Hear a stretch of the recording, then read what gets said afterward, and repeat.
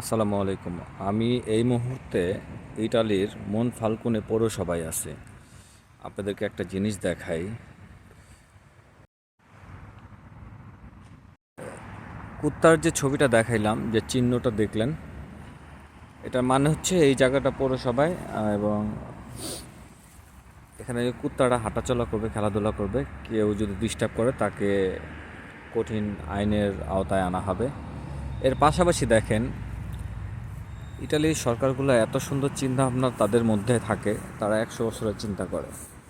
আপনাদেরকে দেখাচ্ছি পার্কটার মধ্যে কত সুন্দর বাচ্চাদের খেলার সুযোগ করে দেওয়া আছে। বাচ্চারা কত সুন্দর করে খেলতে পারবে, কেউ কাউকে ডিস্টার্ব করবে না।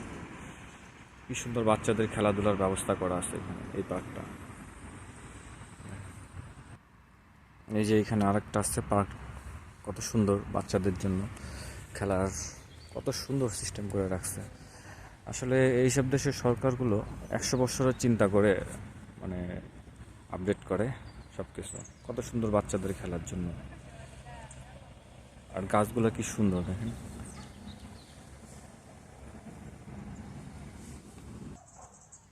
এই যে এখানে ব্যায়াম করারও জায়গা আছে, কত সুন্দর।